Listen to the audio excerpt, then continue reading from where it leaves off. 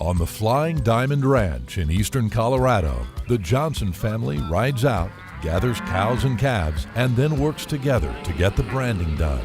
It's a family tradition that goes back more than a century. Our family's been here for 110 years in eastern Colorado. My great-grandfather trailed cattle through here in the 1800s.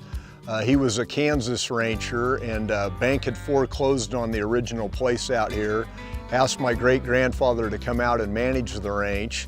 He did that for a year or two and then assumed the loan, and we've been here for 110 years. Charles Collins later served as the national president of the Cattlemen's Association. The ranch he started is led today by his great-grandson Scott Johnson and his wife Jean, with the active help and ownership of their 4 kids and their families. The operation's expanded here recently as my siblings and myself have, kind of grown up. So the operation has expanded in the last, 5 years. And now we have, not only this place here in Cheyenne County, but multiple other leases and ranches around the state and region. We're now on about 50,000 acres, 25,000 deeded. The Johnson family runs about 1,000 composite breed cows on the shortgrass and sand sage prairie of eastern Colorado. Back in 1990, Scott Johnson adopted a holistic approach to managing the ranch.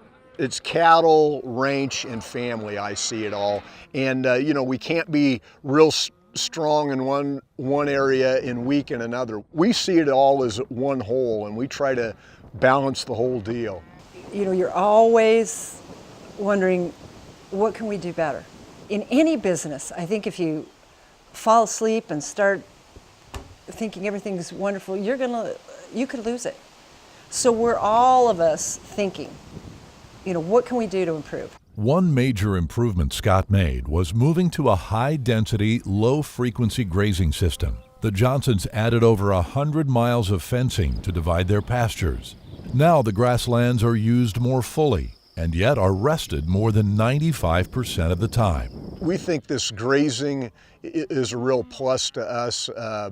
It used to be we'd have cattle, could be in 3,000 acres. Now a bunch is in a tenth of that, 320 acres. From herd impact and giving long recovery periods, I think you truly do increase the productivity of your ground. So not only are you utilizing more, but you're increasing productivity. So now we're getting more pounds off the acres. Now we're getting into something that has an economical benefit to us. And we're getting that economical benefit by doing ecological things that are improving the rangeland. I think the biggest thing is just that rest you're giving it. So, a piece of ground's not getting grazed for 355 days or 360 days.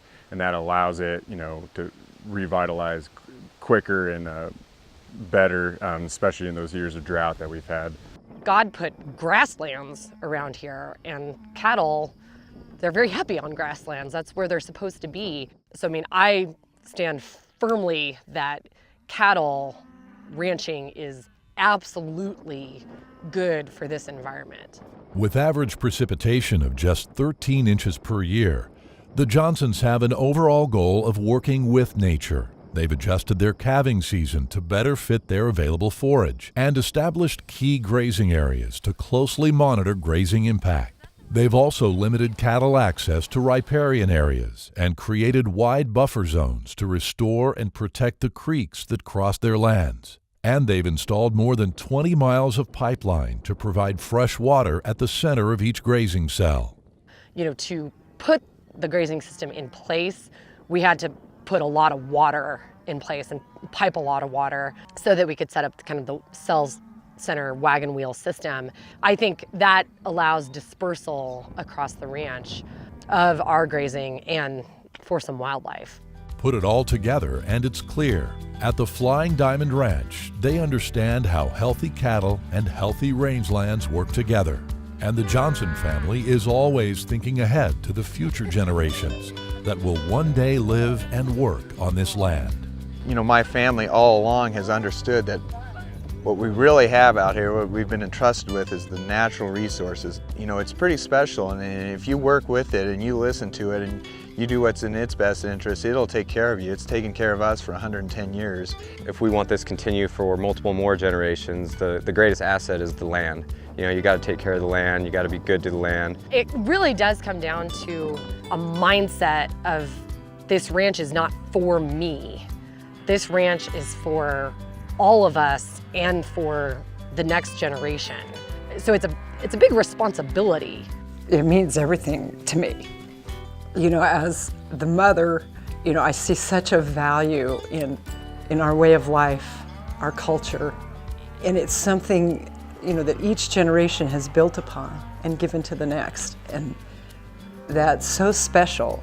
You know, I'm a family guy, and to me, I am proudest of our 4 kids and their 4 spouses and the next generation, and I just think we're gonna do a good job out here environmentally speaking in the future. I think we're well prepared and well positioned to do things right.